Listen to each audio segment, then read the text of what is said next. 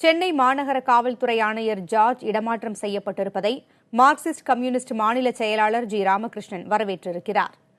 RK நகரில் அக்கட்சியின் தேர்தல் பணிக்குழு அலுவலகம் திறப்பு விழாவின்போது செய்தியாளர்களிடம் பேசிய அவர், பணப்பட்டுவாடாவை தடுக்க தேர்தல் ஆணையம் நடவடிக்கை எடுக்க வேண்டும் என கேட்டுக் கொண்டார். ஜார்ஜ் மாற்றப்பட்டது என்பது வரவேற்கத்தக்கது. ஆனால் அது மட்டும் போதுமான நடவடிக்கை அல்ல. ஆளுங்கட்சியை சார்ந்த இரண்டு கோஷ்டியும் அல்லது வேறு எந்த வேட்பாளருக்காகவோ பணப்பட்டுவாடா செய்தால் அதை தடுப்பதற்கு தேர்தல் ஆணையம் நடவடிக்கை எடுக்க வேண்டும் என்று நான் வற்புறுத்துகிறேன். நடக்கக்கூடிய ஆர்கே தொகுதிக்கான இடைத்தேர்தல் என்பது ஜனநாயகபூர்வமாக, நேர்மையாக, சுமூகமாக நடப்பதற்கு அனைத்து நடவடிக்கைகளையும் தேர்தல் ஆணையம் மேற்கொள்ள வேண்டும் என்று நான் வற்புறுத்துகிறேன்.